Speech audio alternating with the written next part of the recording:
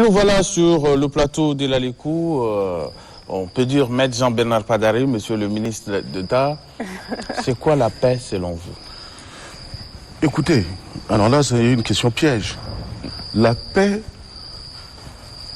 pour moi, Oui. je ne suis pas en tout cas un philosophe ni un spécialiste de définition sur le plan étymologique de ces mots, mais la paix c'est l'harmonie, la cohabitation pacifique, le vivre ensemble et surtout la mise ensemble d'intérêts pour avancer ensemble. De manière aussi terre à terre, je définirais la paix.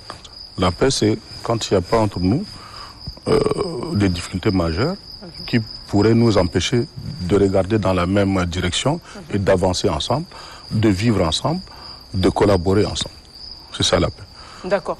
Moi, tu es d'accord sur l'interprétation. Voilà. Moi, je reviens avec une question. Nous sommes le 26 octobre aujourd'hui. Oui. Que s'est-il passé le 20 octobre? Ah, le 20 octobre, ça c'est une journée qu'il faut plus qu'on en reparle. En tout cas, moi personnellement, c'était une journée cauchemardesque pour les Tchadiens. Parce que nous pensions que tout ce qui s'était passé lorsque nous autres étions adolescents, je veux dire en 79, relèverait de la légende, de l'histoire, et qu'on ne revivrait plus cela en ce début du XXIe siècle. Il s'est trouvé malheureusement qu'il y avait des hommes politiques pour des ambitions purement personnelles ont voulu que le Tchad replonge en instrumentalisant le désir réel ou supposé de certains de nos concitoyens de liberté, d'égalité et surtout de vivre ensemble, de mal vivre autant pour moi. Donc, c'est des faits qui sont extrêmement graves dans tous les pays du monde, même dans les pays les plus développés. La jeunesse éprouve beaucoup de difficultés. À plus forte raison, un pays sous-développé comme le nôtre. Mais depuis un certain temps, des solutions sont en train d'être recherchées pour pouvoir, un tant soit peu, apporter une solution à la crise identitaire, à la crise, au manque d'emploi, au manque d'occupation que nos jeunes subissent. Et quelqu'un donc profitant de ce mal-vivre, de ce mal-être, a essayé de les monter et se faire passer pour un messie. Pour quelqu'un qui, par un claquement de doigts, créerait, autant pour moi, des millions d'emplois, chasserait une partie de notre communauté nationale pour en mettre d'autres, du moins rétablir, entre guillemets, l'égalité. Vous savez, quand quelqu'un est en difficulté, hier, un petit frère qui me disait, quand il y a un problème de ce genre, même si le diable vient exposer cela, on pense qu'il est le Messie. C'est ce qui s'est passé, malgré la difficulté, surtout, j'allais dire,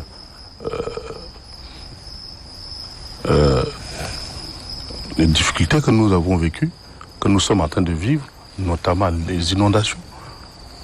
Pour un homme politique ou bien responsable d'une association doté d'un sens d'humanité et de responsabilité, quel que soit le dédain ou le mépris qu'on peut avoir pour quelqu'un qui incarne la fonction présidentielle, qui a fait une déclaration à la nation le 19,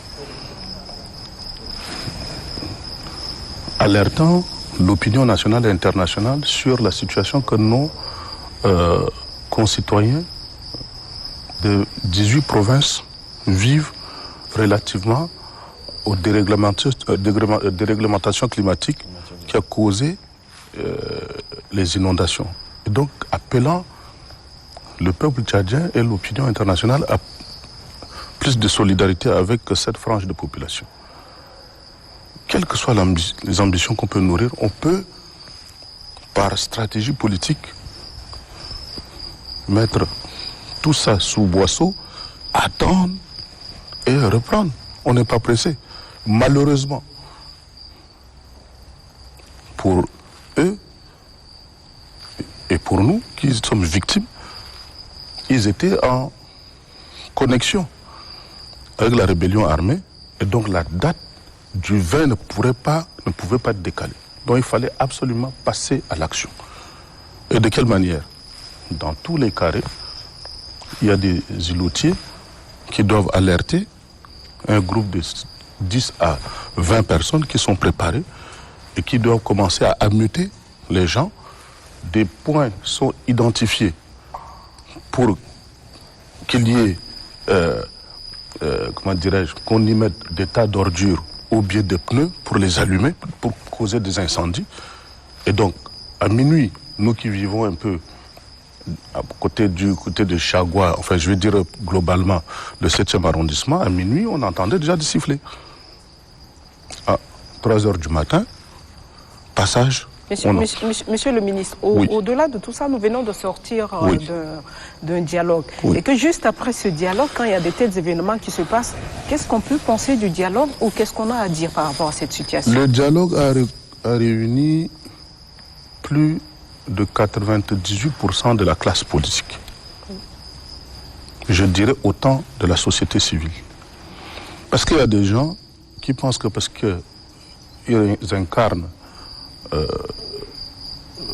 telle ou telle association qui a des connexions avec des associations européennes qui sont plus représentatives. Non. Aujourd'hui, Tchad d'abord, je ne sais pas quoi encore, pas mal d'associations sont autant importantes que l'ATPDH, la LTDH, dont j'étais vice-président à l'époque.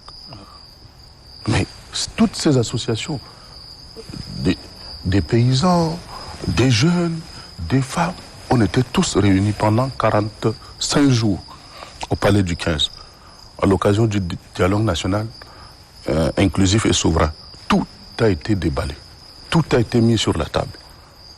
Après avoir fait le constat, après avoir situé les responsabilités, après avoir demandé pardon pour les uns et pour les autres, eh bien on a dit, bon, après avoir fait tout ça, qu'est-ce qu'on fait?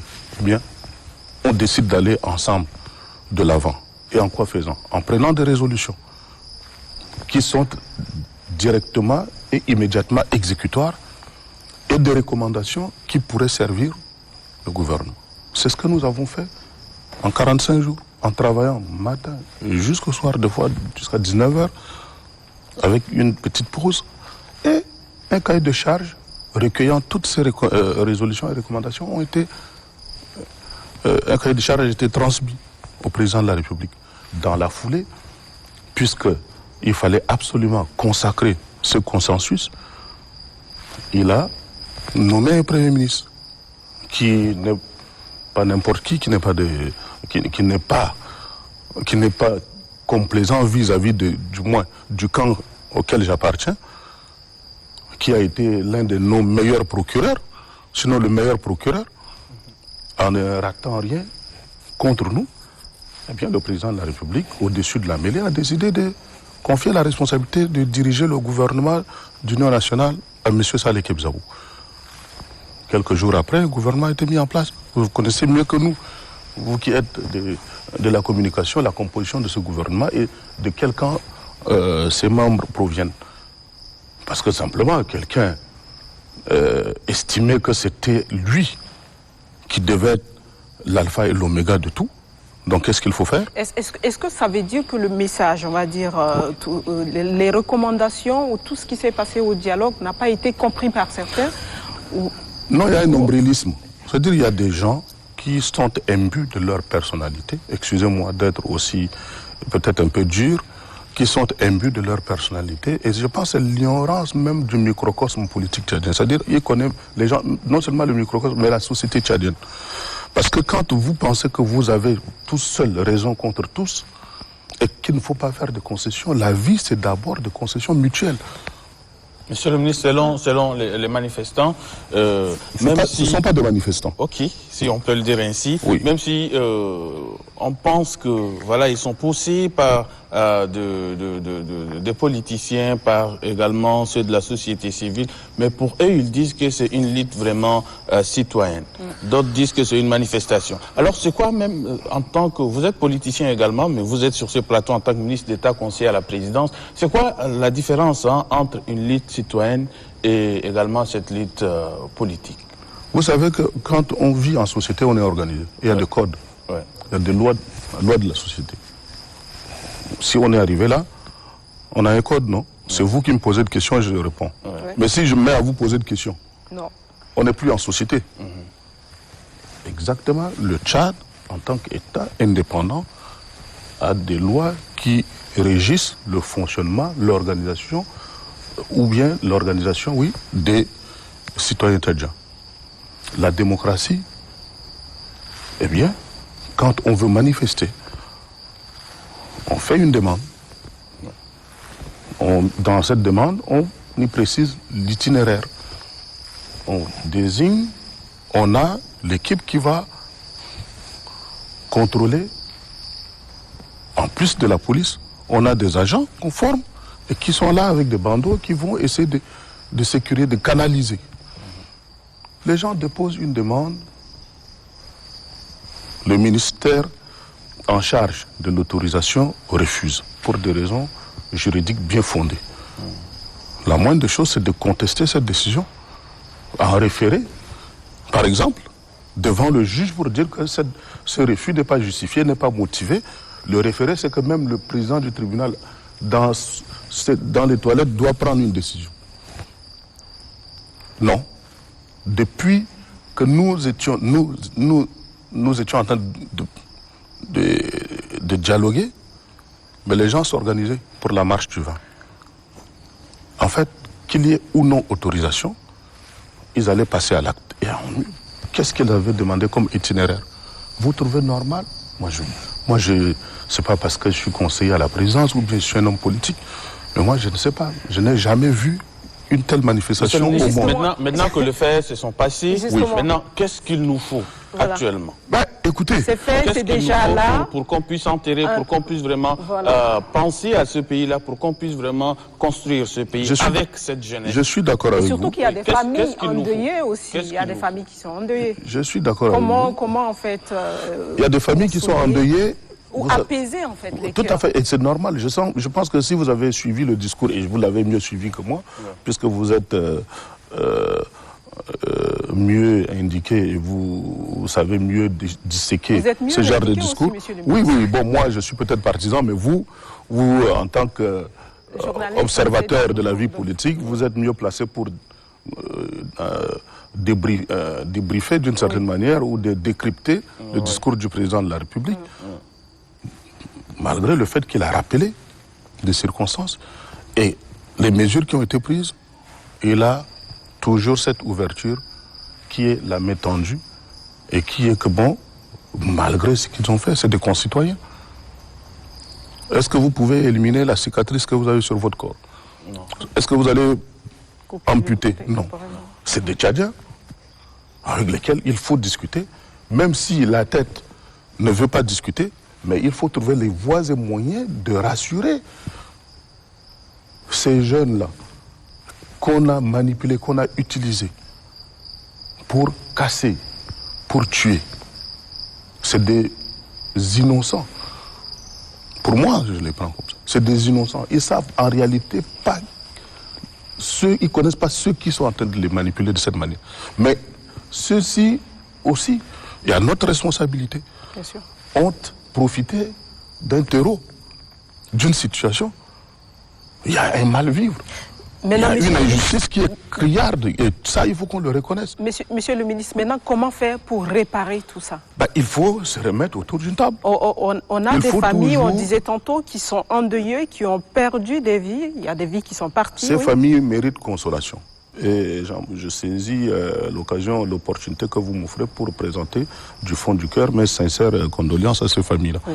Ils portent à jamais, quel que soit ce que nous pouvons dire, quels que soient les mots que nous pouvons utiliser. Tout à fait. Ça n'apaisera jamais leur souffrance. C'est-à-dire pour certains, jusqu'à la fin de leur vie sur cette terre, ils seront marqués par la disparition de leurs. Bien sûr. Et c'est pas évident. dont les mots qu'on peut utiliser seront insuffisants, mais je dis, bon ben, on est tous au Tchad de croyants, on peut dire que peut-être, d'une certaine manière, c'est le destin. Il est peut-être prévu que ces personnes-là, ces concitoyens devaient mourir de cette manière. Mais même si on est fataliste, on est un État organisé, on est un État de droit, on doit situer les responsabilités. Et à la suite de quoi, que de part et d'autre, s'il y a un manquement de la part de forces de l'ordre, ou bien s'il y a quelque chose, de quelque part que ce soit, il faut que les responsabilités soient situées. Et c'est d'ailleurs le sens de l'intervention, de la communication, de l'adresse du chef de l'État à la nation, de dire qu'il y a des informations judiciaires vont être ouvertes et que la justice doit travailler en toute transparence pour situer les responsabilités.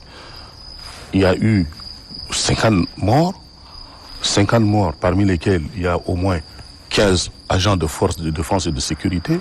Les 35 sont des civils qui sont tués par qui? Deux fois, il y a eu des lynchages que vous avez vus par les insurgés, mais certainement, il y a eu des choses qui ont été faites.